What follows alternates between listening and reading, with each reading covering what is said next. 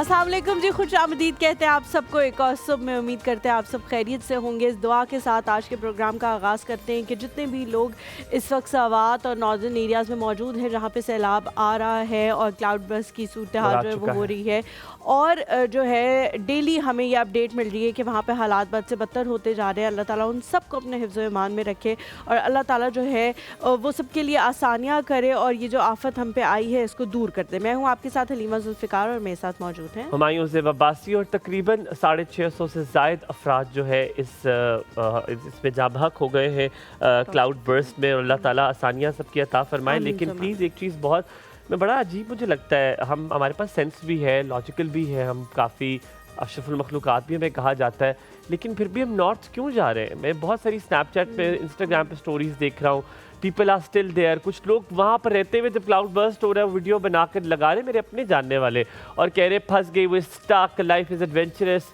Don't do that. आपकी ज़िंदगी किसी के लिए बहुत इंपॉर्टेंट हो सकती है, शायद आपके लिए ये एडवेंचर हो, किसी और के लिए एडवेंचर ना हो। आपकी माँ, आपके बाप आपका इंतज़ार कर रहे होंगे और अगर वो ना भी कर रहे हो, ज़िंदगी अल्लाह ताला की एक बहुत बड़ी नेमत है। आज जो मौजू है उससे पहले हम आपको बता दें कि हमारे कैमरामैन डेविड, उनके वालिद साहब का इंतकाल हो गया येस्टरडे आई थिंक, कल और उनका इंतकाल हो गया। निहायत अफसोस से हम आपको ये बता रहे हैं, डेविड के वालिद साहब जो हैं वो कल उनका इंतकाल हुआ। हमारी हमदर्दियाँ पूरी और टेलीविज़न की जानिब से उनके साथ हैं। अल्लाह ताला उनको सब्र अता फरमाए। मूविंग ऑन, अगर हम आज का टॉपिक देखें, क्योंकि ज़िंदगी चलनी है, साथ शो भी करना है, तो आज का टॉपिक है जनाब no, saying no to people. अपनी बाउंड्री सेट करना कितना ज़्यादा अहम और कितना ज़्यादा ज़रूरी हो गया है। ये टॉपिक जो है वो हुमायूं हम पहले भी कर चुके हैं। आप इस टॉपिक को लेकर जो है वो आए थे और आपने बड़ी अच्छी तरह से इसको एक्सप्लेन किया था, और मुझे वो लोग बहुत अच्छे लगते हैं जो सिर्फ उस चीज़ को एक्सप्लेन नहीं करते बल्कि इम्प्लीमेंट भी करते हैं अपनी ज़िंदगी में। तो बहुत दफ़ा इस तरह की चीज़ें, ज़ाहिर है हम लोग साथ हैं और बहुत अब तो टाइम का साथ हो गया हमारा रोज़ाना के मिलने जुलने का, तो मैंने बहुत दफ़ा देखा भी है कि हुमायूं को ये इम्प्लीमेंट करना आता है अच्छे तरीके से। हर किसी को बता देना कि ये मेरी बाउंड्री है, आपने इसको क्रॉस नहीं करना, ये आपकी बाउंड्री है, मैं इसे क्रॉस नहीं करूँगा, या इस सिचुएशन में ये मेरी बाउंड्री है। मे भी हो सकता है आप हुमायूं के साथ मजाक करें तो Humayun will be okay with it, लेकिन हो सकता है आप किसी और उसके बिलोंगिंग के बारे में मजाक करें तो Humayun is not going to be okay with it. तो अपनी बाउंड्रीज जो है वो बता देना। मैंने ये अगर आप मुझे, thank you very much for bringing this up, आपने मुझे वो वक्त याद दिला दी कि पहले मैंने भी इतनी बाउंड्री इस तरह नहीं सेट की थी। मैंने आहिस्ता आहिस्ता अपनी बाउंड्री सेट की। नहीं, this is what I don't like, इस पे मैंने स्नैप करना है, मुझे फ़र्क नहीं पड़ता, ये इंसान जाता है तो चला जाए। Literally I know I am being rude, but वो ऐसी चीज़ें जिसके साथ मैं कॉम्प्रोमाइज़ नहीं कर सकता। आप कोई ऐसी बात मुझे कह रहे हैं तो आप मेरे अच्छे दोस्त नहीं हैं। आपको पता है मुझे ये चीज़ें पसंद नहीं है, तो आप वो चीज़ें ना करें। जैसे कि मैं किसी की पर्सनल स्पेस में नहीं आता। कुछ दिन पहले कुछ ऐसा वाक़या हुआ कि मेरी एक दोस्त का भाई, उससे मुझे 2 लोग बैठे हुए थे और उसने एक बात मुझे कही और वो मजाक में उसने कही। मैंने उसको जवाब दिया और लिटरली सब हैरान हो गए कि मैं यूजुअली इस तरह कॉल आउट नहीं करता। मैंने कहा excuse me, you need to behave yourself, और लिटरली मैंने कहा, मैंने कहा आपको तमीज़ करने की ज़रूरत है और आप मेरे से ऐसे बात नहीं कर सकते। I really want to know कि क्या कहा था उसने। हाँ, उसने कुछ कहा और उसके बाद वो कहता है I am so sorry for Humayun भाई। वो मेरे पास, मैंने कहा एक्सक्यूज़ मी, ये किसी का घर है, मैं आपके साथ ज़्यादा रूड नहीं होना चाहता, प्लीज़ डिस्टेंस योरसेल्फ। उसके बाद बहुत सारे मैसेजेस आए। ये नहीं कि माफ़ करने वाला अल्लाह ताला की ज़ात है और आपको ये खसूसियत आप में होनी चाहिए, पर मुझे लगता है किसी को लेसन लर्न करने के लिए आप थोड़ा डिस्टेंट कर लें कि ये जो चीज़, और खाली उसके लिए नहीं, जो 4 लोग और बैठे हैं उनको पता चलेगा कि they can't do this to me because I am not okay with it. साथ में बाउंड्रीज़ की बात करते, बहुत अच्छी बात पड़ी, फिर मैं हलीमा से बात करूँगा इस बारे में। बाउंड्रीज़ का मतलब हरगिज़ ये नहीं होता कि आपने दीवार खड़ी कर दी और उस पार कोई नहीं जा सकता। ये वो दीवार, ऐसी वो वाली दीवार नहीं है कि आपने सब दीवारें खड़ी कर दी और अब आपकी ज़ात को कोई पहचान नहीं सकता। ये वो दीवार है जिससे आपको नुकसान से होने से बचाते हैं अपने आप को। जैसे घर की दीवारें होती हैं, वो आपको नुकसान से बचाती है, चोरी नहीं हो सकती है, आप हिफाजत में रहते हैं, आप सुकून से सोते हैं। इसी तरह आपके दिल, आपके दिमागी सुकून को ज़रूरत होती है इस बाउंड्री की। ये रिश्तों में बहुत ज़रूरी होता है। आपने दूसरे बंदे को सिखाना है कि मैं ना भी कर सकता हूँ। मैंने रिसेंटली, अब मैं हलीमा की तरफ आ रहा हूँ, मैंने रिसेंटली हलीमा को ये बताया, कई कुछ रिश्ते थे और मैंने कहा हलीमा आप कहना शुरू करें कि जी रुक जाएं, आप ये जो कर, और अब अल्हम्दुलिल्लाह Halima has started doing it, कि ये जो आप कर रही है इट्स नॉट राइट, और इससे कम से कम दूसरा बंदा पसंद ना करे, हलीमा को सुकून थोड़ा सा मिलना शुरू हो गया। बिल्कुल ठीक आप बात कह रहे हैं, लेकिन जिस तरह हम लोग बात कर रहे हैं ना कहने की, एट टाइम्स क्या होता है ना कहना ज़रूरी नहीं होता, ज़रूरी नहीं है। बहुत सारे लोग कहते हैं हम ना कैसे कहें, मैं भी पहले ये कहती थी मैं ना कैसे कहूँ, मैं ना नहीं कह सकती लोगों को, लेकिन मुझे लगता है कि अब मैंने ज़बान से ना कहने से पहले अपने रवैये से ना कह दिया है कि नहीं अब ये चीज़ मैं बर्दाश्त नहीं करूँगी। वो मेरा जो रवैया है ना वो शायद उन लोगों को बता देता है, या मेरा जेस्चर, या उनके, ठीक है एक दफ़ा मैं उनको जैसा हुमायूं ने कहा बड़ी अच्छी चीज़ है, वो इस चीज़ को बेहतर समझते होंगे कि वो अगले बंदे को कह दें कि नहीं भाई आप ये ना करें। मे बी उस महफिल में मैं अपने आप को उतना ज़्यादा अहम या उतना ज़्यादा पावरफुल नहीं समझती कि मैं अगले बंदे को ये कह सकूँ अब्रप्टली कि आप ये मत करें, लेकिन मेरा रवैया जो है वो एट टाइम्स अब लोगों को कह देता है कि आप मैं भी मेरे जो है ना पाँव वो हिले रहते हैं, लेकिन पता नहीं क्या वो कह रहे नहीं। अच्छा okay let's do it, thank you. तो थैंक यू सो मच। लेकिन मुझे लगता है कि अब मेरा रवैया जो है ना वो पहले ही बोल देता है कि भाई नहीं ये चीज़ जो है वो नहीं होनी चाहिए। मुझे लगता है कि अब आहिस्ता आहिस्ता ज़िंदगी में बहुत सारी चीज़ें जो हैं वो आपको एक टाइम के बाद सीखने को मिलती हैं। अब मुझे लगता है कि जैसे जब मैं माँ बनी हूँ तो मैं कहती हूँ कि मैं अपने ऊपर कॉम्प्रोमाइज़ कर सकती हूँ। जिससे मैंने हुमायूं का क्या हुमायूं के साथ अगर आप हुमायूं के बारे में मजाक करें तो वो उस मजाक को एज मजाक लेंगे, लेकिन उसके अलावा शायद किसी और रिश्ते से मुंसलिक मजाक करें तो वो उसको मजाक नहीं लेंगे। तो इसी तरह अब मैं हूँ, मैं कहती हूँ मेरे साथ आप कोई चीज़ कर लें तो शायद मैं उसको बर्दाश्त कर लूँ, लेकिन not in terms of as a mother. मैं उस चीज़ को, मैं अपने आप को एज अ माँ इतना स्ट्रॉन्ग समझती हूँ। अच्छा हलीमा, अब आपसे पूछने से ये लास्ट पूछ के फिर मैं ज़ैनब की तरफ जाऊंगा। ये बड़ा मुश्किल होता है कभी कभी बाउंड्रीज वहाँ पर करना जहाँ पर आपका रिश्ता बड़ा सेंसिटिव होता है। आपको ये पता है कि ये रिश्ता टूट सकता है क्योंकि बहुत अरसे से आपने कभी ना नहीं की। और अच्छा खासतौर पे बहुएं, खासतौर पे ख़वातीन ये बाउंड्रीज लगाना भूल जाती हैं। क्यों? क्योंकि उन्हें होता है कि यार वो भी तो कर रही थी, मेरी माँ ने भी सारी ज़िंदगी किया, तो क्यों ना मैं भी ये कर लूँ। क्या ये ज़रूरी है ना करना? ये आप मानिए आपके रिश्ते को तोड़ता नहीं, आपके रिश्ते को बचाता है। क्योंकि आप पे एक दिन इतनी फ्रस्ट्रेशन आ जाती है, आप इतना फ्रस्ट्रेट हो जाते हैं कि जो एक बार आपका जो क्लाउड बर्स्ट होता है तो आप माने कि वो ऐसा होता है कि आप भूल जाते हैं कि आपने आगे वाले को क्या कहना है। तो वो उसको बचाने के लिए आपको ये करना चाहिए। एक छोटी सी बात ज़ैनब की तरफ, हलीमा, और अब आपने देखा कि हम कैंप 2 की तरफ हमारे पैर मोड़े थे बिकॉज हम कंडीशन हुए हैं इस चीज़ से। इसी तरह जब किसी को हाँ सुनने की आदत होती है वो कंडीशन हो जाते हैं, लेकिन जब आप उन्हें ना करने का सिखा देते हैं कि मैं ना कर सकता हूँ तो वो भी कंडीशन हो जाते हैं। तो आपको शुरुआत कहीं ना कहीं से करनी होगी। इस बात को मैं इसलिए रिलेट करना चाहता। अस्सलाम वालेकुम। वालेकुम अस्सलाम, गुड मॉर्निंग। ब्यूटीफुल हेयर यार। Thank you. रुबेल ने बाल बनाए आज मेरे, बहुत हसीन। Very nice. हाँ बहुत अच्छे बनाए। और आपका फ्रॉक बहुत मुझे अच्छा लग रहा है। और अगर ये मुझे मिल सकता होता तो मैं ये ले लेती। आप अगर चाहें तो आपको अभी भी मिल सकता है, कोई ऐसा मसला नहीं है। बहुत हसीन लग रहा है। हम जो है वो सारी चीजें उस तरह से कर लेंगे। नहीं पर आपने मेरे आज ये सवाल नहीं करना था। हाँ, ये अच्छे आपके आज मैं ज़ैनब को बता रही थी कि जो है बहुत सारी उसकी चीज़ें ऐसी भी होती हैं जिसपे टैग्स भी लगे हुए होते हैं। तो टैग भी मैं ही उतार रही होती हूँ कि उसने अभी तक इस्तेमाल ही नहीं की होती वो चीज़ें। गॉड ब्लेस यू आमना। अच्छा ज़ैनब, आपसे हम अब इस बात से पूछते हैं, बाउंड्रीज लगाना बड़ा मुश्किल हो जाता है बच्चों के दरमियान में भी, ठीक है? बच्चों को भी ना करनी पड़ती है कहीं कहीं आपको जगह पे कि नहीं, I can't give it to you this.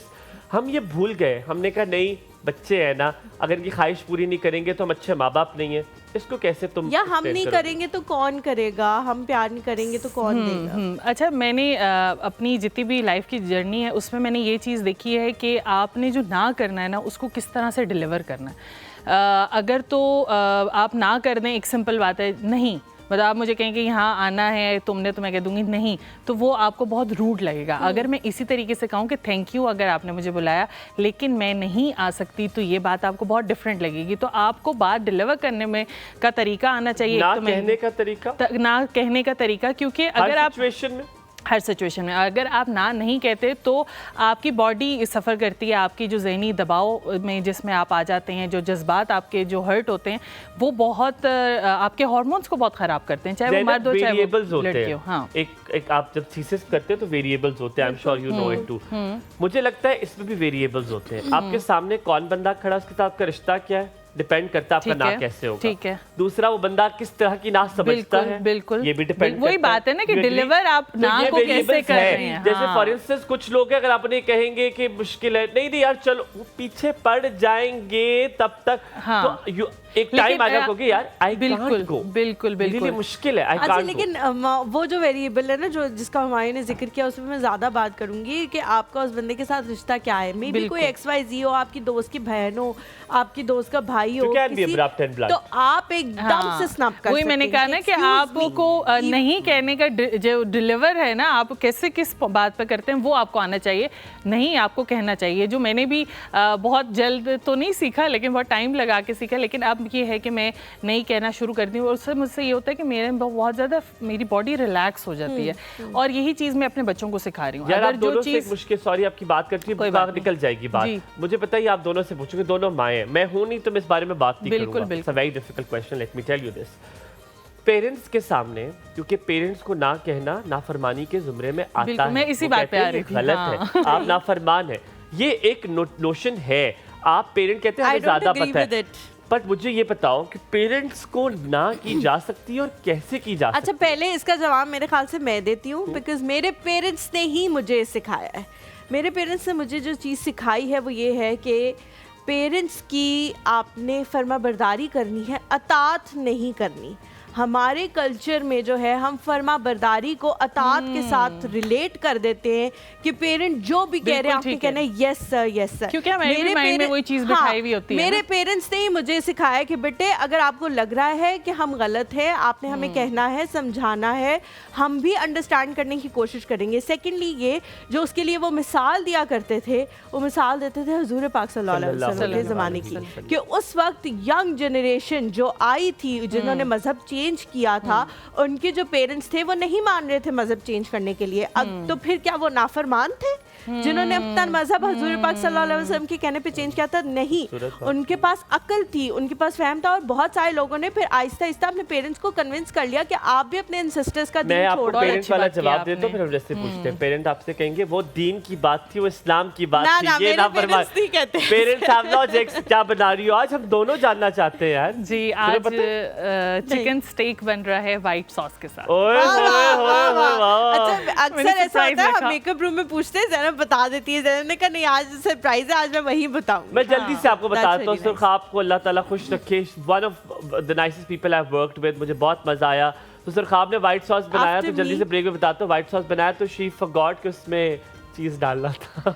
हम ब्रेक लेते हैं, ब्रेक के बाद वापस हाजिर होंगे, कहीं मत जाएगा हमारे साथ। Good morning.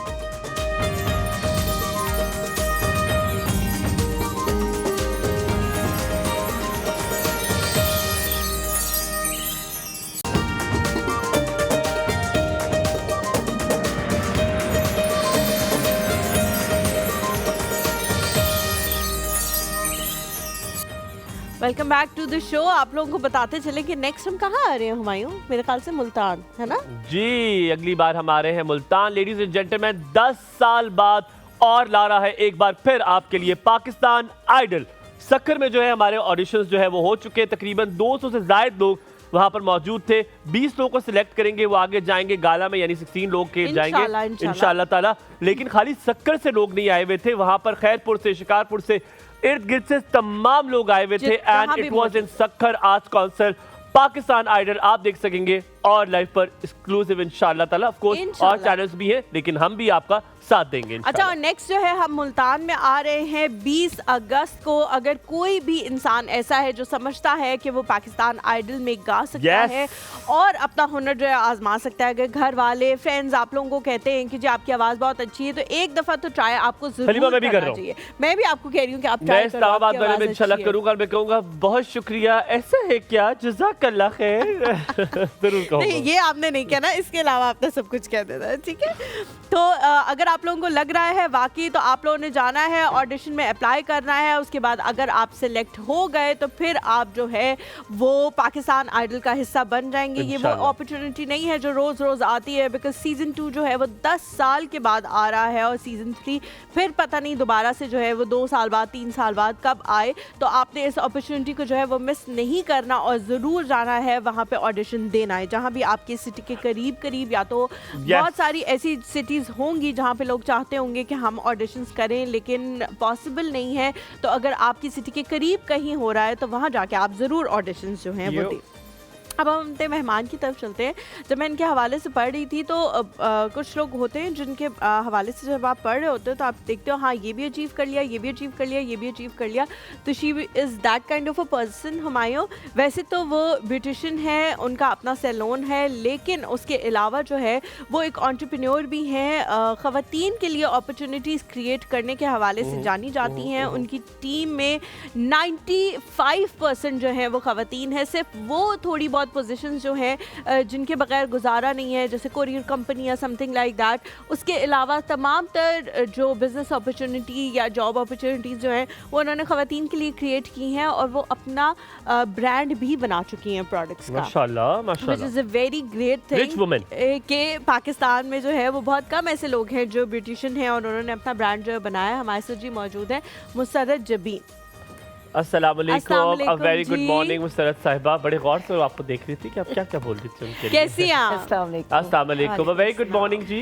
थैंक यू जी, कैरी प्लीज आइए प्लीज बैठिए। Please have a seat. पहले तो जिस रंग का आपने इंतखाब किया है वो बहुत ही बेहतरीन है और इसको जो भी पहन ले वो बड़ा अच्छा लग रहा होता है। आपने तो प्योर ब्लैक पहना है तो बहुत अच्छा लग रहा है। सूट कर रहा है आपके ऊपर। कैसी है तबीयत, कैसी है आपकी? शुक्र अल्हम्दुलिल्लाह। सुबह सवेरे उठने वालों में सी ये नहीं आप दे मतलब लग रहा था मुझे आप ऐसे सुमन बुकपुन उम्यून हुई हुई थी। मैंने कहा ये तो सुबह उठने वालों जल्दी उठने में। हाँ, बस ये होता है ना कि थोड़ा कुछ लाइफ का हिस्सा ऐसा होता है जहाँ थोड़ा बंदा रिलैक्स भी करना चाहता है। तो ये लास्ट कुछ ईयर से हुआ है कि थोड़ा लेट उठना, अदरवाइज तो पहले बहुत जल्दी उठना होता था। बच्चे पाले शाले बड़े किए हाँ, सारे, तो अब कर लिए तो अब तो सुकून करने दो, अब तो सुकून करने दो। शुरुआत कहाँ से की, कब ख्याल आया? ये एक जनरल सवाल होता है जो मैं चाहता हूँ बहुत सारे लोगों से सीख लेते हैं। आपने कहाँ से शुरुआत की, ये सफ़र कहाँ से किसने शुरू करवाया? क्या कोई पीछे मोटिवेशन थी, कुछ हुआ बुरा, कोई अच्छा हुआ, कैसे हुआ? असल में मेरा ताल्लुक़ जो है वो सरगोदा के एक बहुत छोटे से गांव से है। अच्छा। और भलवाल से। मैं जब पिंडी में आई तो कुछ फाइनेंशियली प्रॉब्लम्स भी थे और कुछ मुझे ये भी था कि यहाँ पे कोई मेरी हाव नाव किसी से इतनी नहीं थी, किसी के साथ इतना आना जाना नहीं था, तो बड़ी मिलना जुलना नहीं था। तो मैंने सोचा कि कोई ना कोई ऐसा काम करूँ जिसमें मेरा कम से कम इर्द गिर्द के जो लोग हैं उनके साथ मेरा हेलो हाय हो जाए और आना जाना हो जाए। उसमें कुछ मुझे स्टिचिंग वगैरह आती थी, मैंने वो लोगों को सिखाने, जब मैंने थोड़ा सा बताया तो लोगों को बहुत पसंद आया। उन्होंने कहा जी आप हमें सिखाना शुरू करें। फिर मैंने एक सिलसिला ये स्टार्ट कर लिया कि उधर से मैं लोगों को सिखाती और शाम में मैंने एक एकेडमी में एडमिशन ले लिया, वहाँ से नए नए कोर्सेज़ करती रही, हत्ता कि मैंने उस एकेडमी से 34 कोर्सेज़ किए और मैंने वहाँ से अवार्ड भी लिया जिसमें पेंटिंग थी। बेसिकली मैं पेंटर हूँ और पेंटिंग से ही फिर मैं इधर मूव करके ब्यूटिशियन में।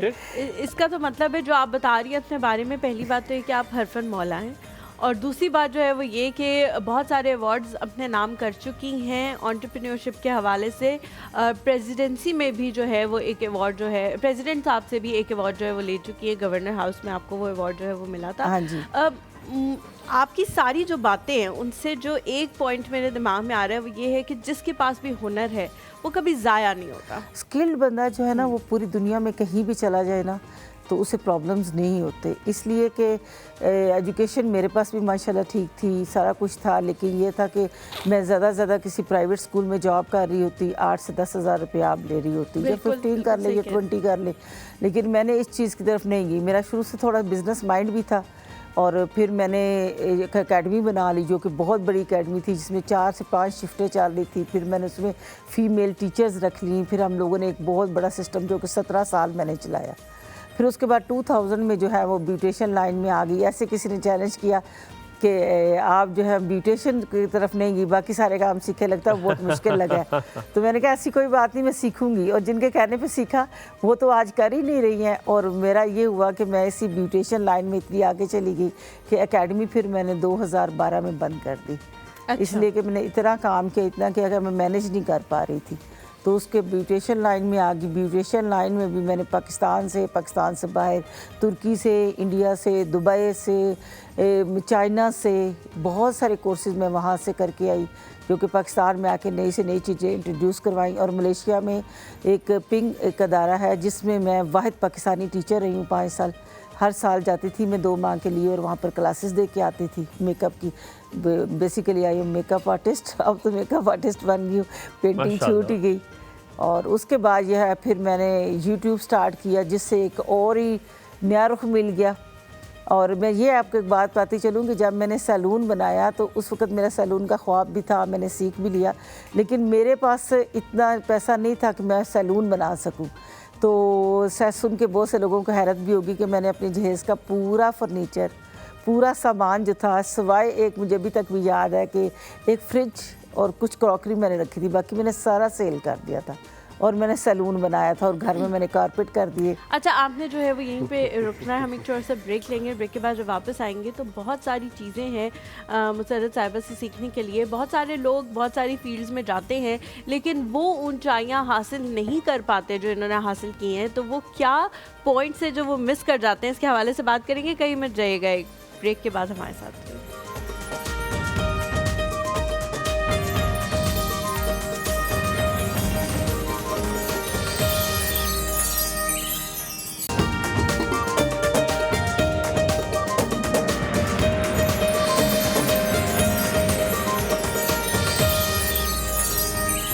Welcome back after break. आप देख रहे हैं एक और वेकअप गुड मॉर्निंग। मेरी सुबह हो गई है, मैंने खा लिया है, ठीक हूँ मैं, अब मैं बिल्कुल खा पी लिए सब कुछ, सवाना हूँ। अब आप मुझे छोड़ दें, आप मुझे छोड़ दें, ठीक है। नहीं, मैं आपको नहीं छोड़ सकती, आप पे छोड़ सकती हूँ। आप पे छोड़ सकती है, आप मुझे छोड़ नहीं सकती है, मुझे अच्छे तरीके से पता है। मुसर्रत जी, आपसे सवाल पूछूंगा आप ब्यूटिशियन के हवाले से। अब हम क्योंकि टॉपिक को उसी जुमले में रखेंगे ताकि लोग रिलेट कर सकें और एक स्पेसिफिक जनरल टॉपिक वही रहे। मुझे बताएं, स्किन प्रोडक्ट्स जैसे जैसे साल बढ़ते जा रहे हैं चेंज होती जाती हैं। जैसे पहले हम गुलाब का अर्क और वो एक मिक्स, बल्कि वो करते थे मेरी अम्मा के ज़माने में, कहते गुलाब का अर्क लगाते थे हम लोग और यूज़ टू बी फाइन। उसके बाद मुझे याद है एक मिक्सचर ऑफ क्रीम्स आई, 6 क्रीमों का मिक्सचर आया, वो बना के लोगों ने लगाना शुरू की। दैन केम एक वाइट ब्यूटी क्रीम्स आई, एक ख़ास किस्म की ब्यूटी क्रीम्स आई, लोगों की स्किन बर्बाद हुई। उसके बाद मॉइस्चराइजिंग अच्छी प्रोडक्ट्स आई, उसके बाद सिरम्स आए। ये प्रोडक्ट्स की चीज़ें बदलती जाती है जैसे जैसे दौर आता है। आपको क्या लगता है एज ए ब्यूटिशियन, इतनी आप बड़ी ट्रेनर भी हैं, क्या प्रोडक्ट की टाइप ज़्यादा इंपॉर्टेंट है, क्वालिटी ज़्यादा इंपॉर्टेंट है, उसकी प्राइस ज़्यादा इंपॉर्टेंट है, ये किस मुल्क से आई है वो ज़्यादा इंपॉर्टेंट है? Good question. देखिए, स्टार्टिंग में जैसे आपने कहा ना कि अर्के गुलाब था या कुछ ऐसे घर में टोटके बनाकर नेचुरल चीज़ें, ऑर्गेनिक चीज़ें यूज़ की जाती थी। उसमें सबसे बड़ी बात ये थी कि उसमें जो रिज़ल्ट्स थे वो थोड़े स्लो आते थे, लेकिन ये कि रिज़ल्ट्स बहुत अच्छे और देर पर होते थे। जैसे जैसे टाइम गुजरता गया, लोगों के पास टाइम नहीं है, लोग जो हैं वो समझे बेसब्रे हो गए, वो इंस्टेंट रिज़ल्ट्स चाहते हैं कि फौरी तौर पर रिज़ल्ट हो, जिसकी वजह से क्रीमों की तरफ आए। सीरम्स भी उसी का ही एक हिस्सा है, ये नहीं आपके, इसलिए कि क्रीम्स जो थी वो फिर भी थोड़ा सा ये होता था कि डिल्यूट चीज़ें जो थी वो कुछ मिक्सचर होके जो बनता था वो लोगों को समझ नहीं सके थे कि ये क्या चीज़ है। वो बिल्कुल डिफरेंट उनके फार्मूलाज थे, जब इकट्ठे किए गए तो वो एक और तबाही थी।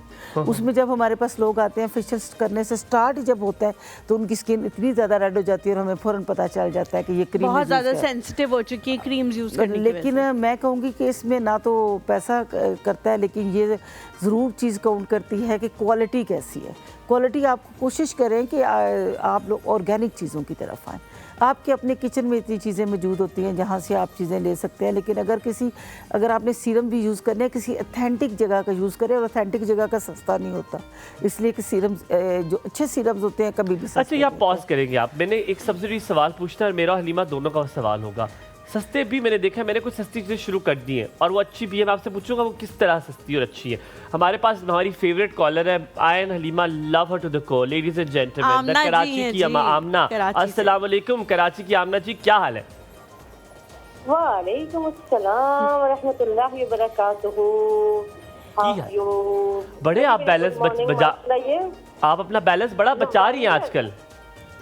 मैं अरे नहीं भाई, मैं आप लोगों के लिए तो दिलो जान कुर्बान, बैलेंस क्या चीज़ अच्छा है। कल पता है मुझे इतना अच्छा लगा है ना आपसे बात करके, क्योंकि कभी कभी ऐसा होता है कि हमारा दिल कर रहा होता है हम कॉलेज के साथ लंबी सी बात करें, सब कुछ करें, कभी कभी इतने हम ऑन टोज होते हैं ना, हमें होता है जल्दी जल्दी जल्दी सबके सवाल ले लेकिन आपने कल ऐसे प्रिसाइज कॉल दी है ना कि मैंने और हुमायूं ने दोनों, हाँ मैंने उसी वक्त तारीफ की, मैंने कहा बड़ा ज़बरदस्त लगते हैं वो कॉलर्स जो समझते हैं मामले की नज़ाकत को और बस अपना सवाल करते हैं, कहते हैं ओके जी अल्लाह हाफ़िज़।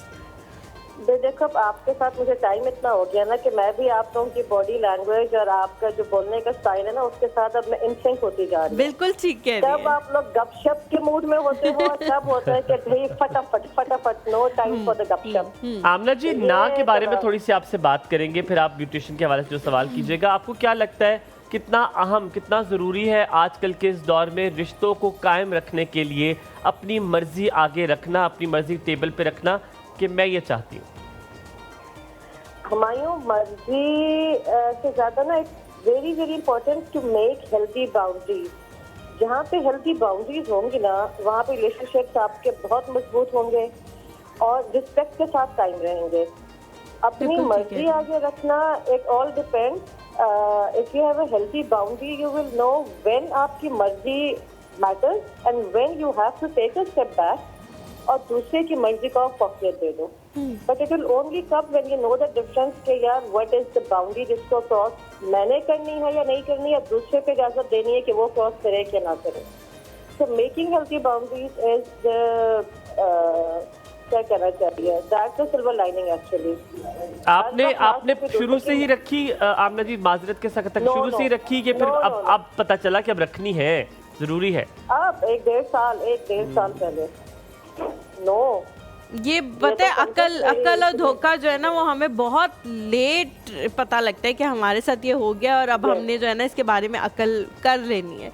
तो ये मुझे तो लगता है खवातीन का तो इज्तिमाई मसला है ना। अच्छा, क्या कुछ पूछेंगी? मुसर्रत जी हमारे साथ मौजूद है, ब्यूटिशियन, कुछ पूछेंगे इनसे भी? अब मैंने तो हुमायूं आपको सलाम करना था, जिस तरह से आपने स्किन केयर के ऊपर भी इंफॉर्मेशन देना कि अम्माओं से लेके अब तक तो या तो होमवर्क बच्चा जबरदस्त कर आया हुआ है, ये इंफॉर्मेशन बहुत अच्छी है, very good.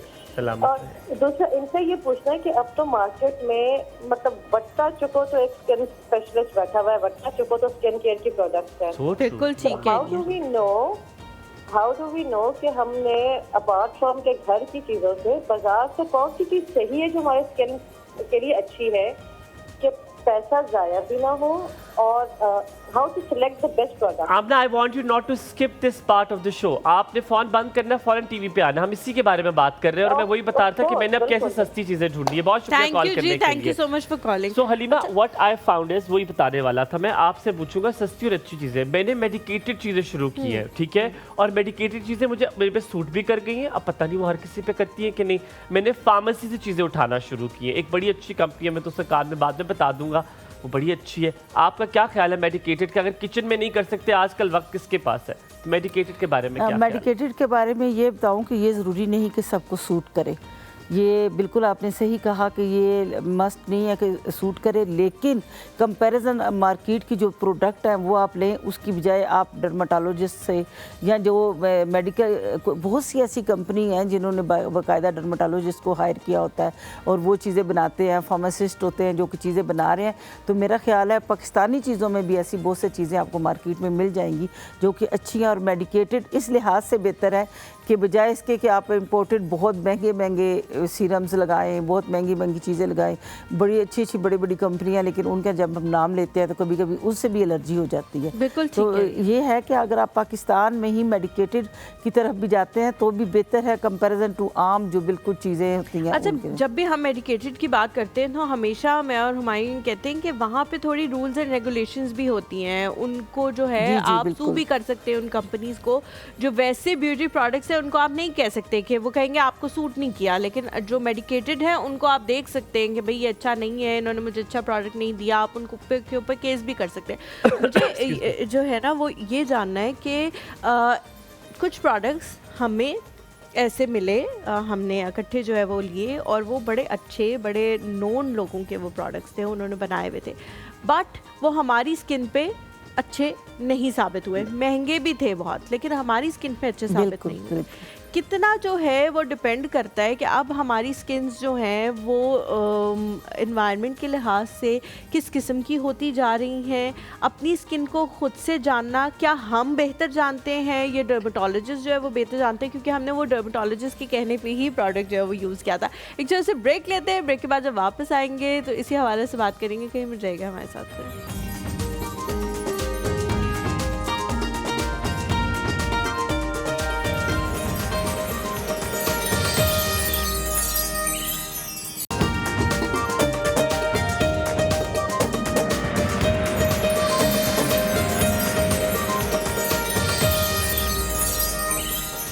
Ji welcome back to the show. आप लोगों ने देखा होगा कि ज़ैनब के हाथ के बेहतरीन किस्म का ऑमलेट खाने के बाद हुमायूं की एनर्जी बहाल हो गई है।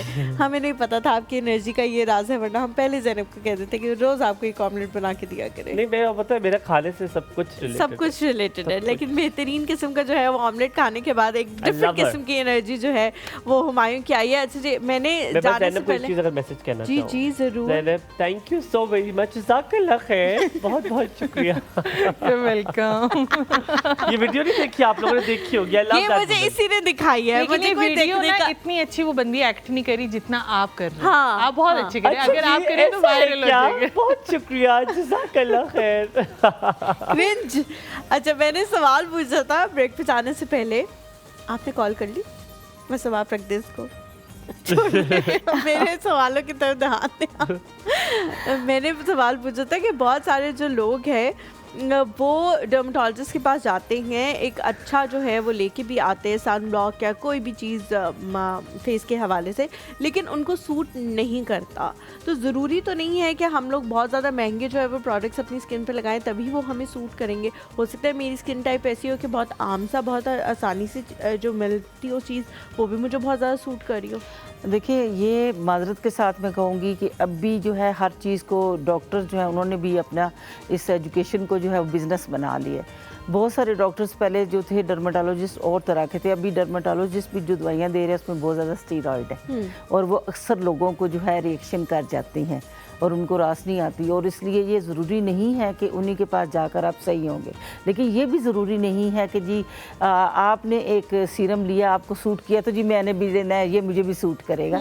मैं इस चीज़ की भी कभी फेवर नहीं करती, इसलिए कि आपकी स्किन टाइप और है, मेरी स्किन टाइप और है, और बाकी रह गया इसका डर्मेटोलॉजिस्ट बनिस्बत हमारे तो वो ज़्यादा ही अच्छा जानते होते हैं। लेकिन कोशिश करेंगे, अगर आपने एक आधा दफ़ा चेक कर लिया है तो कोशिश करें कि हर्बल की तरफ ज़्यादा जाए, ऑर्गेनिक चीज़ों की तरफ। अब आपको इसके बाद अब मेरा सवाल होगा, मैं आपको किचन में लेके जाऊंगा और किचन में आप हमें बताएंगे कि हम क्या क्या कर सकते हैं। नहीं, वो वाले किचन नहीं, हम ऐसे किचन में लेके जाएंगे। पंजाब से आई हमारी दोस्त सिमाप, अस्सलाम वालेकुम, सुबह खैर, क्या हाल है आपके? वालेकुम अस्सलाम, सुबह खैर, मैं अल्हम्दुलिल्लाह ठीक हूँ। आप कैसे प्यारे लोगों? अल्हम्दुलिल्लाह बिल्कुल ठीक। और 14 अगस्त से ऑनवर्ड आप लोगों के ड्रेस बहुत खूबसूरत थे। मैं बात नहीं कर सकी, कुछ मेहमानदारी का सिलसिला था, हलीमा को बताया था मैंने जी जी घर में।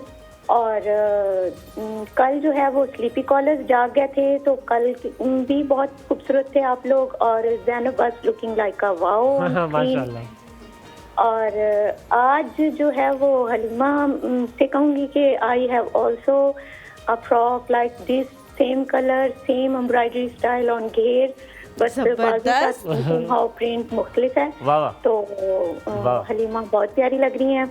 और तजदीदे वफा के लिए कहूँगी कि कितना प्यार तुम्हें करते हैं, आज हमें मालूम हुआ। तुम पर मरते हैं, आज हमें वाह वाह वाह वाह वाह वाह, क्या बात है, क्या बात है, बहुत शुक्रिया। मैं कहता हूँ सुपर्ब हो गया, सुपर्ब। अच्छा बताइएगा, आप क्या ना करना बचपन से ही पता था कि ये ना करना तो वैसे बड़ा नेगेटिव कॉन्नोटेशन में जाता है, आपको था कि अपनी मर्जी भी बतानी है कि ये चीज़ मैं भी चाहती हूँ, इस तरह करके इसको ऐसे कर दे, ये चीज़ नहीं करनी? मुझे लगता है मैं अपने आप से बात कर रहा हूँ, मुझे लग गया था कि मैं अपने आप से बातें कर रहा हूँ। कॉल ड्रॉप हो चुकी है, लेकिन आप लोगों ने जब भी हमारी किसी ने तारीफ़ की, आप लोगों ने उसको वही कदगन लगाई और उसने कहा नहीं, ये शो सिर्फ और लाइफ का है, ये शो किसी और को ना जाएगा। आपको ये बताते चले जनाब, इंशाल्लाह ताला 23 अगस्त को मुल्तान में जो है वो ऑडिशन होंगे मेरा ख्याल है 20 अगस्त को, 23 अगस्त को somewhere else it's happening. Let me tell you, मैं आपको बता देता हूँ ताकि आप लोगों को पता चल जाए कि उसके बाद कहाँ पर है ऑडिशन, उसके बाद फिर इस्लामाबाद। ये मेरे पास आ गया जी। सक्खर में वो 17 अगस्त को, मुल्तान में होंगे 20 अगस्त को, लाहौर में 23 अगस्त को, एंड हमारे प्यारे इस्लामाबाद रावलपिंडी में होंगे 25 अगस्त को, और कराची में होंगे 29 अगस्त को। आप जाइए, अपने ऑडिशन जरूर दीजिए, इर्द गिर्द के लोग जाएं, और जो फाइनलिस्ट है वो आप पाकिस्तान आइडल बाय पेप्सी आप देख सकेंगे और लाइव पर, और हम आपको दिखाएंगे इंशाल्लाह ताला, और उसको हम उससे महसूस भी होंगे। कमिंग बैक टू यू, मैं आपको किचन में लेके जाता हूँ। आप कह रही थी किचन की प्रोडक्ट्स बहुत ज़्यादा अच्छी होती हैं, हाँ। और आप वहाँ से भी चीज़ें ठीक कर सकते हैं। अगर मैं आपसे 3-4 मोटी मोटी चीज़ें पूछूं जो आपको लगता है कि ये आपने दरियाफ्त टोटका किया और आप कहती हैं कि ये ज़रा लगा के देखें, फिर मुसर्रत के यूट्यूब चैनल पे चले जाएं। इसमें सबसे पहले तो प्याज से अच्छी तो कोई चीज़ ही नहीं है। अगर आप गंजेपन पर भी उसका पानी निकाल के लगाएंगे तो बाल निकल आते हैं। अच्छा। और बड़ी से बड़ी प्रोडक्ट्स जो बाजार से आप लेते हैं उसमें भी प्याज का ज़रूर उन्होंने इस्तेमाल जो है सेंस होता है, ये बिल्कुल। और दूसरे नंबर पर दूध जो है वो रोज़ाना आप फेस पे लगाएं तो आपको किसी किस्म की ब्लीच करवाने की ज़रूरत नहीं पड़ेगी। ये आपकी नेचुरली जो स्किन ब्लीच है। कच्चा दूध? जी कच्चा दूध उबला हुआ नहीं, उबला हुआ नहीं, कच्चा दूध पड़ा हुआ हो, रात का सुबह देखेंगे आप हल्की सी उसके ऊपर एक लेयर बन जाती है।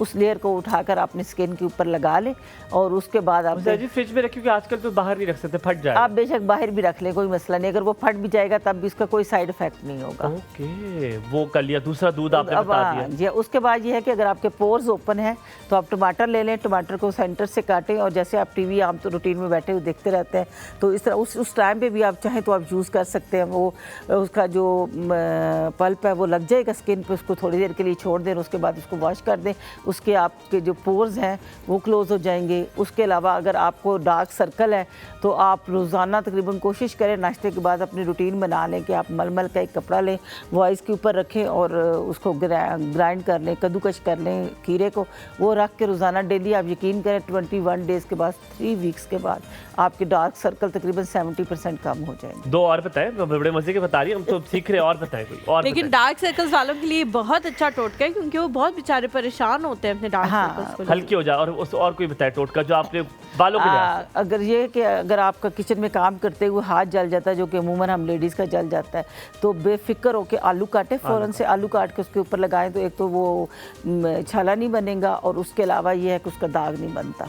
अच्छा, मैंने आपसे एक टिप पूछती, मुझे बताएं ये जो भवें होती हैं आपकी, ठीक है, ये और आपकी पलकें, ये बड़े कम ऐसे टोटके जो इनको घना करते हैं या इनको मोटा करते हैं या इनकी ग्रोथ में इजाफा करते हैं। कोई ऐसी चीज़ें आपको पता है जिससे हो सकती है? एक मुझे नायला हक ने दिया है, आई हैव टू, उसने मुझे बिच्छू का बीच का वो क्या था, बिच्छू बूटी का, उन्होंने मुझे वो ला कर दिया था, और बिलीव मी उससे मुझे बहुत फ़र्क पड़ा। आप कुछ पता है? हाँ, उससे भी फ़र्क पड़ता है बिल्कुल। और दूसरी बात यह कि कोशिश करें प्योर चारकोल मिले, अगर नहीं मिल सकता तो आप अपने घर में बहुत आसानी के साथ बना सकते हैं कि एक दिया ले लें और दिया को आप जला लें, और उसके ऊपर आप कोई भी बर्तन जो है वो उल्टा कर दें, देखेंगे तो तकरीबन 2-3 घंटे के बाद वो आग तो बुझ जाएगी, लेकिन वो जो बना हुआ होगा उससे लेकर आप कैस्ट्रोल में मिक्स करके लगाएं, आप हैरान रह जाएंगे इतने अच्छे रिजल्ट्स आएंगे। अच्छा, जो उसकी बाकियात जैसे क्या कहते हैं हम, राख कहते हैं उसे, चारकोल कहते हैं हम तो। अच्छा, वो चारकोल करके। हाँ। लेकिन कुछ इसी किस्म का जो प्रोसेस है वो नायला जी ने भी बताया था, लेकिन वो प्रोसीजर जो है वो काफ़ी प्रोलॉन्ग था, तो इस वजह से हुमायूं ने उनको कहा कि भाई मैं नहीं कर सकता, तो मुझे ला के दे दिया था। उससे आप सही कह रही हो, उससे बहुत ज़्यादा फर्क पड़ा। हाँ, उससे पड़ता है फ़र्क। जितनी भी हम चीज़ें ट्राई कर लें, कुछ लोग कहते हैं जी हमारी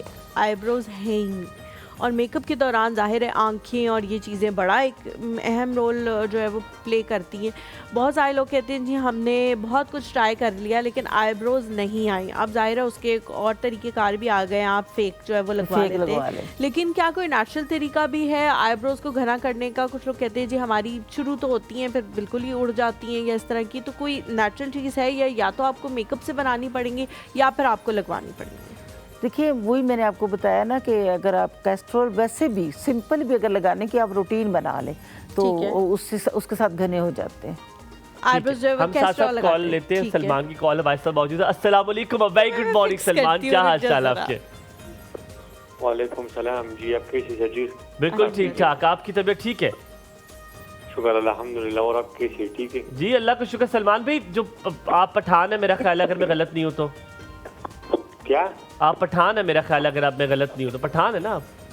हाँ जी, पठान है, पठान। अच्छा भाईजान, पठानों में ये होता है कि पठान थोड़े से ये हमारे यहाँ होता है कि वो जो उनके दिल में होता है वो जुबान पर होता है। मैंने अक्सर मेरे बहुत पठानों से दोस्ती है, दिल के बड़े साफ समझा जाता है, सच्चे होते हैं। आप ना कर लेते अगर कोई चीज़ अच्छी ना लगे, अगर वालिदैन ने कोई कही या बहन भाइयों ने कोई चीज़ कही या कोई चीज़ आपको नहीं अच्छी लगी, आप बड़ी जल्दी ना कर देते या नहीं? आप कहते यार कोई बात नहीं, रिश्ता टूट जाएगा, जो कहता है कर लेते? नहीं मना, मेरा एक जुबान है, मैं जब एक बात बोल दूं ना तो टाइम रहता। आप तो यश जी हैं जो मोहब्बतें में होते थे, नहीं किस पे, कभी खुशी कभी गम में, एक बार जो कह दिया तो कह दिया, ऐसे? हाँ, बस कभी खुशी कभी गम में।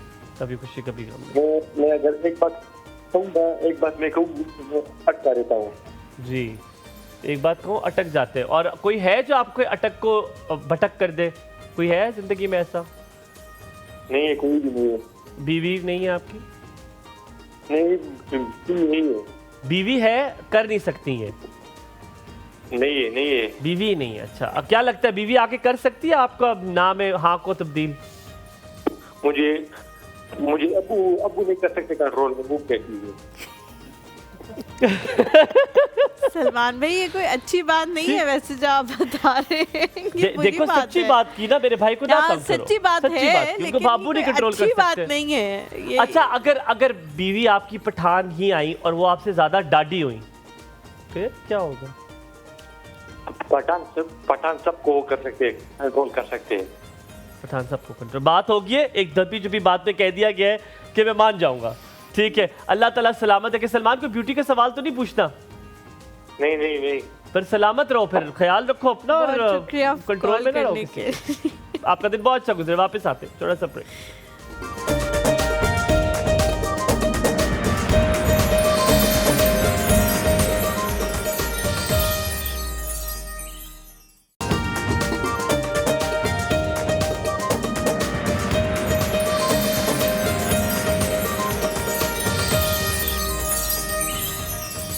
गुड जी, morning. Welcome back to the show. Entrepreneurship के हवाले से हम थोड़ी सी बात करेंगे, फिर उसके बाद जो है वो नेक्स्ट ब्रेक के बाद हमने जो है वो ज़ैनब के पास जाना होगा।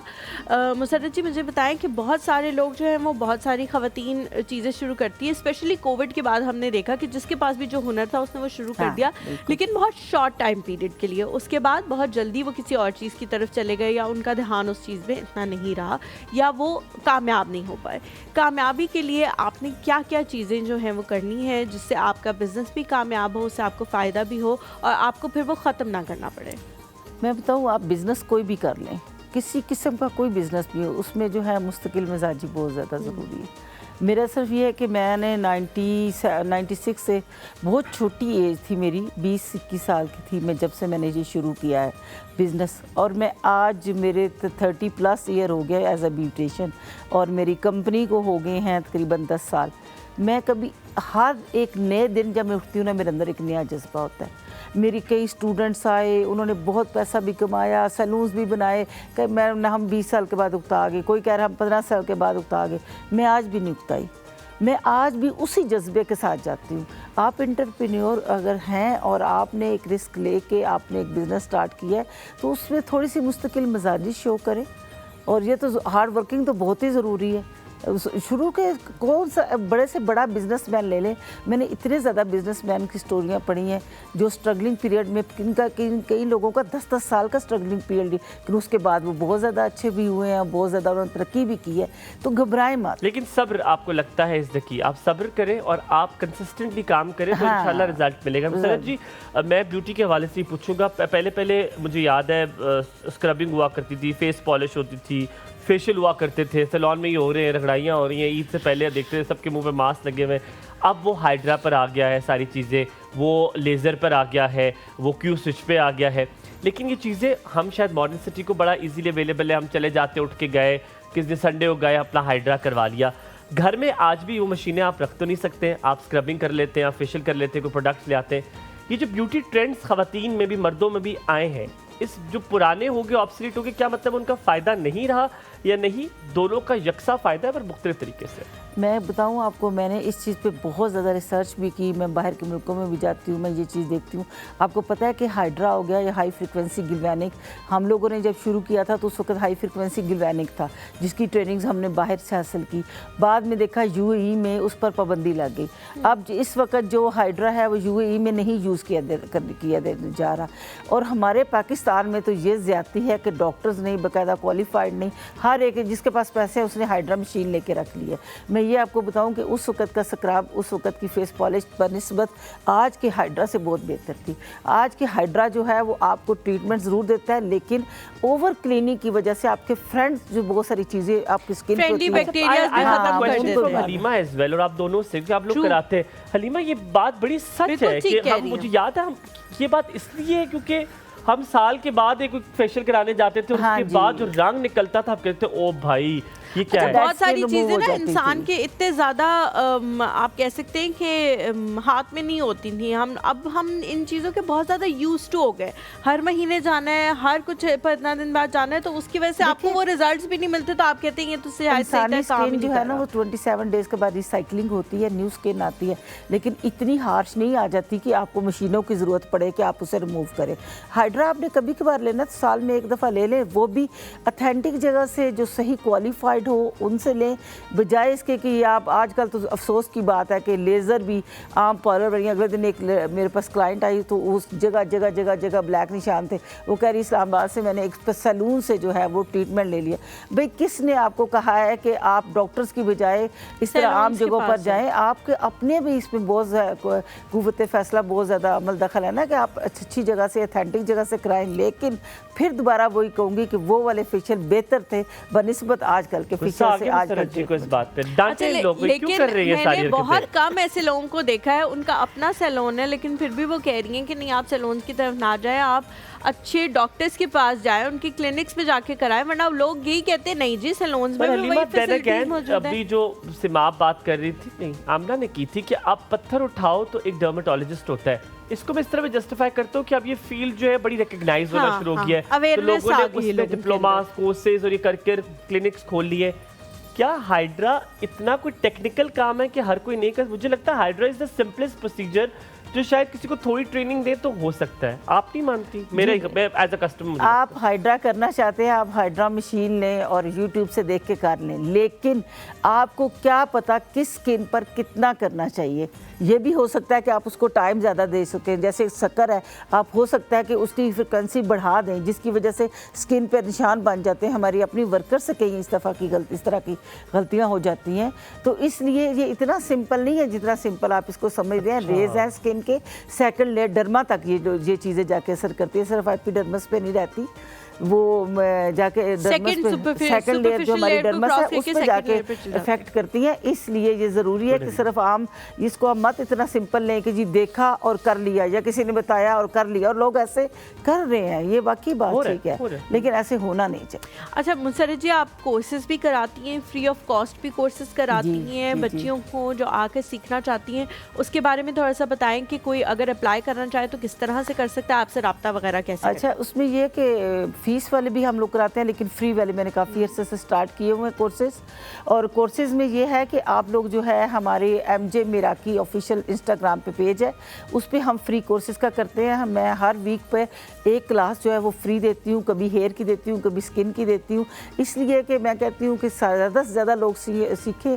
और बहुत से लोग ऐसे थे, आप यकीन करें कि जो गाँव से थे, जो मेरे तक पहुँच नहीं सकते थे, मैं उनकी वो दुआएँ, वो चीज़ें देखती हूँ जो वो कमेंट्स में या कॉल्स पे हमें बताते हैं। अगर आपकी परमिशन है तो मैं नंबर शेयर कर दूं जहाँ पर फ्री के लिए आप अपना जो है वो नोट डाउन करवा सकते हैं अपना नाम। Permission granted, approved. 0323 050612, यहाँ पे मेरी मैनेजर होंगी। यहाँ पे फ्री क्लासेस के लिए आप अपना जो नाम है वो रजिस्टर कराएं और हर वीक पे जो है आप फ्री क्लास लें। और उसके अलावा घर बैठ के आप मेरे यूट्यूब चैनल से मुकम्मल ब्यूटिशियन बन सकती हैं। मैं हर वीक में 2 टाइम 3 टाइम जो है वीडियो अपलोड करती हूँ। MJ मेकअप आर्टिस्ट, आप यूट्यूब चैनल पे MJ मेकअप आर्टिस्ट को देख लें, वहाँ से भी आप हमारे साथ रब्ता कर सकती हैं। और आपको प्रोडक्ट्स तो चाहिए होंगी MJ मिराकी की, वो मिल जाएंगी, लेकिन इसके साथ साथ फ्री जो है कोर्सेज हम लोग ऑफ़र करते हैं, वो ज़रूर ज्वाइन करें। और उसके बाद अगर वो क्लासेस हमारी कुछ 6 मंथ तक लगातार लेता है तो हम उस पर उनको सर्टिफिकेट। बट आई थिंक आपको फॉलोअर्स की जरूरत नहीं है, आपकी ऑलरेडी इतनी ज़्यादा फ़ैन फॉलोइंग है माशाल्लाह, you don't need an advertisement at all. हमने तो इसलिए कर दिया कि हमारी भी बढ़ जाएगी, हमारी प्रमोशन हो जाएगी, हम मशहूर हो जाएंगे। ये तो कमिंग बैक एट शरद जी, वापस आपकी तरफ आते हुए मैं ब्यूटिशियन के हवाले से चीज़ें पूछूंगा थोड़ा सा उसी हवाले से। अब सैलून्स में मुझे सैलून्स और जो स्किन केयर जगहें हैं, मुझे उनके हाइजीन से इशू होता है। मैं हाइजीन प्रोटोकॉल्स को जो फॉलो करता है मैं सिर्फ उसके पास जाता हूँ। आप मुझे गंदी मशीन्स वही आप मेरे बूथे पे दोबारा पहले बंदे के लगाया आपने वही मेरे फेस पे लगाना शुरू कर दिया, मुझे नहीं अच्छा लगेगा। आप उसे स्टरलाइज कर रहे हैं, आप उसे सफाई कर रहे हैं, जहाँ मैं करवा रहा हूँ वो सफाई है, जो बंदा कर रहा है इज़ ही हाइजीनिकली अप्रोप्रिएट कि मैं करूँ। कितना अहम किरदार है हाइजीन का, क्योंकि मुझे तो कोई गलत कंघी लगा दे I will respond to it. बहुत ज़्यादा हाथ है। हाइजीनिक प्रॉब्लम जो है ये अक्सर जो होता है सैलून्स पे नहीं देखा जाता। और ये मैं बताऊं, मेरा सैलून जब यूएई में था वहाँ बाकायदा बल्दिया वाले आते हैं, बल्दिया वाले यहाँ तक चेक करते हैं कि आपने बिन का जो बैग था वो आपने डेली चेंज किया नहीं किया, आपकी जो वैक्स का हीटर था उसका पेपर आपने एक दफ़ा हमारा चेंज नहीं हुआ था, सिर्फ 2 डेज़ हुए थे, गंदा भी नहीं था, लेकिन उन्होंने हमारा चालान कर दिया था। तो यहाँ पाकिस्तान में ऐसा कुछ चेक एंड बैलेंस नहीं है कि जहाँ पर आकर कोई बाकायदा चेक किया जाए। लेकिन ये बस ये है कि आपकी अपनी ईमानदारी है, आपकी अपनी ऑनेस्टी है कि इस चीज़ का ख्याल रखें। लेकिन क्लाइंट को ये ख्याल रखना चाहिए, जैसे कि कॉम है, कॉम से बहुत ज़्यादा प्रॉब्लम शिफ्ट होते हैं। तो आप कोशिश करें जब पार्लर में आप कट कराने जाएँ तो आप अपनी कॉम ले जाएँ। इस तरह से जैसे आप मेकअप करना है तो आप अपना स्पंज ले जाएँ। इस तरह से वो सी चीज़ें जिससे आप खुद भी बच सकते हैं। किट इतनी महंगी नहीं है, जो बियर्ड की किट है हाँ मेरे सैलून वाले के पास मेरी किट पड़ी हुई है। हाँ। मैंने एक बैग बनाया हुआ है, मैंने किट खरीदी है, एक टाइम की इन्वेस्टमेंट है, वो निकालता है, मुझे उसी से करता है, because I can not afford it. क्योंकि हाइजीन बड़ी हमारा दीन जो निस्फ ईमान हमारा है वो सफाई है। और इस पे इतना जोर क्यों होगा? ऐसे होगा नहीं। थोड़ा सा ब्रेक लेते हैं। ज़ैनब ठम्प कर रही है, बन चुका है सब कुछ। मुसरत जी जो है वो इंशाल्लाह ताला ये जो कोर्सेज है सब कुछ हमने इनका बताया है। छोड़ दे, बताता हूँ आपको वापस क्या बात करने लगा थोड़ा सा।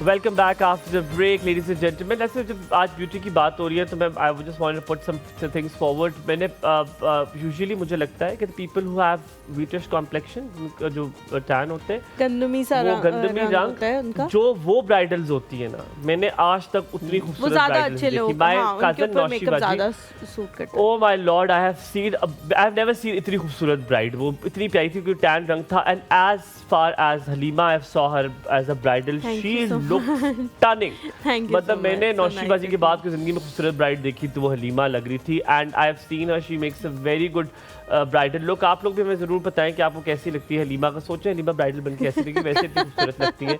तो शी लुक वेरी नाइस। अच्छा, coming back to you, when it comes to bridal, अब क्योंकि आज शादियां आने वाली हैं, सर्दियों में तबाहियां हो जाएगी। सब ने नवंबर दिसंबर अक्टूबर में शादियां करनी है, पूरा पाकिस्तान ब्याह कर लेगा इस नवंबर दिसंबर में से। मेरी नहीं होगी मुझे लगता है, अल्लाह खैर करे। वैसे वो खुशखबरी हमने ना देखी, तो वो दिन आप ना मुझे देखा। बताएं जब ये ब्राइडल वाला टाइम आएगा, आप ब्राइडल ट्रेंड्स क्या आ गए? आप एग्री करती है जैसे हलीमा जैसा? हलीमा कॉम्प्लेक्शन इज अमेजिंग, से shiny tan colour. So do you think ये बड़ा अच्छा लगता है? इसको इससे शुक्र है वाइट भी नहीं करवाया हुआ था अपने आप को। वाइट करवाना भी नहीं चाहिए, वैसे ट्रेंड ख़त्म हो गया, बहुत ज़्यादा अवेयरनेस आ गई, मीडिया ने बहुत तेज़ कर दिया बच्चियों को। बाकायदा आके मांगती हैं कि हमारे कलर पे ही रहने दीजिएगा, हमें फेयर मत कीजिएगा, मेकअप बहुत ओवरलोडेड ना कीजिएगा। वो एक दौर था जब और सॉकेट बनाना और ब्लैक कलर लगाना, वो सब कुछ आउट हो गया। अब तो लड़कियाँ बड़ी लाइट सी लिपस्टिक और बड़ा आम जो बाहर के ट्रेंड्स थे ना, वही वाले यहाँ पर पाकिस्तान में भी आ गए। बहुत लाइट सा मेकअप लोग मांगते हैं। मुसरत जी, अब आपने देखा है कि अल्हम्दुलिल्लाह मुझे इतनी खुशी हुई है, अब लहंगे से डाउन आ रहे हैं हम लोग। वो जो हैवी जेवर और वो जो हैवी कपड़े थे उससे लोग नीचे आ रहे हैं, सादे कपड़ों पे आना शुरू हो गए। यहाँ तक दुल्हने वो इतना हैवी, अब पहले कहा था कि वो टेल उसकी मीरपुर से आ रही है, उसकी टेल जो उसकी लहंगे की है, आप मेकअप भी सब कुछ क्या नीचे आना शुरू है, मेलो डाउन होना शुरू है? नहीं, मेकअप के साथ साथ ये मैं आपको बताऊं कि टेल वाला जो कॉन्सेप्ट है वो अभी तक भी ख़त्म नहीं हुआ, वो भी इन है। और बाकी जिन लोगों ने हैवी पहनने हैं उन्होंने हैवी पहनने। हाँ, फिर आप जो भी कर ले उन्होंने जो भी कर लेना, हाँ। जिन्होंने हैवी पहनना, जिन्होंने एक सोचा होता है कि अलिफ से लेके ये तक नोज भी खाली नहीं छोड़नी, कुछ भी खाली नहीं छोड़ना, तो उन्होंने तो ऐसा लेना ही ट्रेंड है। क्या है अभी शादी का? ट्रेंड जो है बहुत सिंपल, ड्रेस बहुत अच्छा और ज्वेलरी बहुत लाइट सी, और लेकिन साथ मेकअप बहुत लाइट सा, बड़ा खूबसूरत सा मेकअप। और बाल? क्या बाल कैसे? बाल स्लीक, बिल्कुल वो जो नस्ट बिल्कुल जो चिपके होते हैं, वो जो नस्ट वाले थे वो सारे खत्म हो गया, वो बिल्कुल अपने ट्रेंड में यहाँ पड़े होते थे बाल औरतों के। हाँ जी, दुनिया जान के कर्ल्स होते थे हम लोगों का। वो किसी और के बाल भी यहाँ होते थे। जी बिल्कुल। Okay okay. हाँ, वो ट्रेंड खत्म हो गया। हाँ, मुसर्रत जी हम किचन में चलते हैं, आप भी आ जाए हमारे साथ। अच्छा, आप जब दुल्हन बनी थी आपने कौन सा रंग पहना था? ग्रीन। ग्रीन कलर का। और ग्रीन कलर के रंग के साथ आपने ज्वेलरी कैसी पहनी थी? गोल्ड में सारा, उस वक्त गोल्ड बहुत था ना। तैयार कहाँ से हुई थी आप? तैयार खुद वो भाभी की बहन ने कर दिया था। भाभी की बहन ने इनको तैयार कर दिया था। वाह वाह। तो आपने खुद क्यों नहीं अपने आप को तैयार किया? मैं उस वक्त ब्यूटिशियन थोड़ी थी। तो हस्बैंड ने आपको देख के क्या कहा था, खूबसूरत लग रही हो मुसर्रत? मुझे मुसर्रत हुई तुम्हें देख के। नहीं कहा? चले ठीक है जी ज़ैनब, रेसिपी की तरफ आ जाओ। ओके, चिकन स्टेक मैंने वाइट सॉस के साथ बनाए हैं। आप जो है इसमें चिकन स्टेक के लिए जो चिकन फिले है वो 4 अदद ले लें। ये रेसिपी जो है 4 फिलेस की है और उसमें नमक मैंने 1 चाय का चम्मच डाला है, काली मिर्च पाउडर 1 चाय का चम्मच, पेपरिका पाउडर आधा चाय का चम्मच, लहसुन फ्रेश चॉप किया हुआ 1 चाय का चम्मच, मक्खन इसमें 2 खाने के चम्मच, टबेस्को सॉस अगर अवेलेबल है तो आप यूज़ कर लें, वरना ये ऑप्शनल है, आप इसको स्किप कर सकते हैं 1 चाय का चम्मच, और खुश्क थाइम जो है वो 1 चाय का चम्मच। वाइट सॉस के लिए मैंने दूध 1 कप लिया, मैदा 3 खाने के चम्मच, मक्खन जो है 1/4 कप, नमक हस्बे ज़ायका, काली मिर्च पाउडर 1 चाय का चम्मच, प्याज जो है चॉप किया हुआ आधा कप, ऑरिगेनो आधा चाय का चम्मच, और लहसुन भी चॉप किया हुआ 1 चाय का चम्मच इसमें जाएगा। आपने सबसे पहले जो है मैरिनेशन बना लेनी है स्टेक्स की। अगर तो आपके स्टेक फिले थोड़े थिक हैं तो आप उनको हैमर कर लें, और उसके बाद आप इसको जो है 1 से आधा घंटे के लिए आप छोड़ दें, और फिर आपने इसको मक्खन में ही फ्राई कर लेना है, शैलो फ्राई कर लेना है, ज़्यादा मक्खन ऐड नहीं करना है। और फिर आपने ये करना है कि वाइट सॉस बनानी है, वाइट सॉस में आपने मक्खन ऐड करना है, मक्खन ऐड करने के बाद आपने इसमें आपने लहसुन ऐड करें, जैसे ही वो थोड़ा सा खुशबू आने लग जाए तो मैदा डालें, दूध ऐड करें, और काली मिर्च नमक ऑरिगेनो डालें, तो आपकी वाइट सॉस भी आप कुकिंग को मैं बता दूं कि मैंने उन दोनों ने आज ऑफ द रिकॉर्ड बात की थी, जब भी आप स्टेक बनाए ना तो आप अगर ऑयल डाल रहे हैं, बेशक घर का, चलो आपने ऑयल डाल दिया, नहीं कर सकते ऑलिव ऑयल वो, तो उसमें आप थोड़ा सा ना पीला वाला मक्खन है, कोई भी मक्खन आप डाल दो तो बड़ा जूसी सा हो जाता है ना। सॉल्टेड बटर जो है वो अगर आप डालें फ्लेवर आता है। अगर ऑयल में फ्राई करेंगे तो उसका बहुत ही डिफरेंट फ्लेवर आएगा। आपने मैरिनेट किया था इसको पहले? मैंने मैरिनेट किया था आधा घंटा मैंने छोड़ा। तो अच्छा, तो मैरिनेट में विनेगर डालती हूँ? नहीं, मैंने विनेगर नहीं डाला। अच्छा, मैं विनेगर डालता हूँ, मैं लेमन भी डालता हूँ। ठीक है, मैंने जो है टोबैस्को सॉस डाली है, वो भी खटास देती है। और दही डालती हूँ? नहीं, दही भी नहीं डालती। वैसे अगर तो मैं टोबैस्को ना डालूं तो मैं ये करती हूँ कि काली मिर्च नमक डाल के। तुमने आज नहीं डाला? वैसे तुम दही डालती हो स्टेक में? नहीं बिल्कुल क्यों, वजह? नहीं डालते बिल्कुल भी। जो ओरिजिनल रेसिपी होती है उसमें सिर्फ काली मिर्च और नमक जाता है उसको। अच्छा ठीक है, नादिया हमारे साथ मौजूद है। अस्सलाम वालेकुम नादिया, अ वेरी गुड मॉर्निंग, क्या हाल है? वो खुद बात नहीं कर। वालेकुम सलाम, अल्लाह का शुक्र, ठीक ठाक। Good morning to you as लेकिन वेल। तुम्हारी आवाज इतनी हल्की क्यों आ रही है? क्या बात है? ताकि पूछे हम इससे। नहीं, तबीयत ठीक नहीं। ये जान की करती है कि कहे कि हाँ नादिया क्या हुआ, आज तवज्जो चाहिए मुझे कोई तवज्जो दे। जी तवज्जो बताएं। आवाज ठीक हो गई। मैं बता जानता हूँ, तवज्जो चाहिए थी आज हमें। ये होता है, मैं भी अपनी अम्मी के साथ हरकतें कभी कभी करता हूँ, जब मुझे तवज्जो चाहिए होती है तो मैं इस तरह तो मैं कहा जी क्या, हाँ ठीक हो, कि थोड़ी कोई तवज्जो दे के पूछे, जैसे असद भाई के साथ भी कभी कभी करता होता था एक जमाने में। वो एक जमाना होता था जब हम और तुम में प्यार था, जब मौसम सुहाने थे। तवज्जो मिलती है जी दादिया बोले, आपको बोलने का मौका दूं मैं थोड़ा सा। किसी को नहीं देखेगा। क्या कर रहे हैं? तो फिर फोन क्यों किया है? फिर तो वन साइडेड भी हम बोल ही रहे थे, तब सुन लेती तुम। ये क्या बात किया मुस्कान आपी? ये क्या बात की है? इसीलिए कह रही हूँ ना, हमने इसलिए फोन उठाया ताकि हम तुमसे बात करें। अच्छा, तुम्हें पंजाबी आती है? सही, बड़ी सही। मुसरत जी आपको भी आती है ना पंजाबी? जी बहुत अच्छी। आपने स्कॉलर को जरा बातें कर। अच्छा, अब तो मुसरत आंटी तुमसे पूछेंगी कोई बातें। मुसरत आंटी चले जी शुरू हो जाए, उससे पूछे हेलो पंजाबी। अस्सलाम वालेकुम। हाँ जी, की हाल है ਤੁਹਾਡਾ?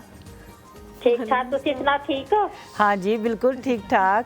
किधर से बोल रही हैं आप लोग, किस सिटी से, ये पंजाबी किस शहर से किस शहर से? आप पर सियालकोट अकबराबाद अच्छा अच्छा, माशाल्लाह आपकी पंजाबी जो ਜਿਹੜੀ ਤੁਹਾਡੀ ਪੰਜਾਬੀ ਹੈ ਨਾ ਉਸ ਚ ਪਤਾ ਚੱਲ ਰਿਹਾ ਤੁਹਾਡੇ ਇਲਾਕੇ ਦਾ ਤੇ ਹਾਂ, ਮਾਸ਼ਾਅੱਲਾ ਬਹੁਤ ਸਿਆਲਕੋਟ ਅੱਛੇ ਬੋਲ ਰਹੇ ਹਾਂ, ਬਹੁਤ ਅੱਛਾ ਅੱਛਾ ਬੋਲ ਰਹੇ ਤੁਸੀਂ ਹੋ। ਕੁਝ ਗੱਲ ਦੱਸੋ ਆਪਣੀ ਸਰਗੋਦਾ ਦੀ ਜਿਹੜੀ ਮਸ਼ਹੂਰ ਹੈ ਤੇ ਤੁਸੀਂ ਦੱਸੋ ਜੀ ਆਪਣੀ ਉਸ ਜਗ੍ਹਾ ਦੀ सियालकोट सियालकोट की। चलो जी जी शुरू हो जाओ। मैं तो शहीनों के शहर से हूँ। उर्दू नहीं पंजाबी से आपने मैं तो शहीना के शहर च ਉੱਥੇ ਉਹ ਸ਼ਾਇਨਾ ਕੀ ਹੁੰਦਾ शहीन ਸ਼ਾਇਨਾ ਜਿਹੜੀ ਉਹ ਪੜੋਸ ਚ ਰਹਿੰਦੀ जी ਤੁਹਾਡੇ नहीं, शहीनों के शहर से हूँ। ਕਿਹੜੇ ਸ਼ਹੀਨ ਕੀ ਹੁੰਦੇ जी आपको पता नहीं है कि जब 1965 की जंग हुई थी उस पंजाबी में बताएं मुझे पंजाबी में 1965 की जो जंग हुई हाँ सी जी। तो उस वक्त जिस तरह से पाकिस्तान एयरफोर्स ने मुजाहरा किया सी तो पाकिस्तान जितਿਆ जी, ਸੀ ਉਸ ਟਾਈਮ सरगोदा ਦਾ ਨਾਂ से क्या ਗੱਲ ਹੈ ਜੀ ਮੈਂ ਕਹਿੰਦਾ ਛਾ ਗਿਓ ਤੁਸੀਂ ਮਾਸ਼ਾਅੱਲਾ ਤੁਸੀਂ ਦੱਸੋ ਜੀ ਤੁਹਾਡੇ ਮਸ਼ਹੂਰ ਜਗ੍ਹਾ ਕੀ ਮਸ਼ਹੂਰ ਹੈ ਤੁਹਾਡੇ ਸਿਆਲਕੋਟ ਵਿੱਚ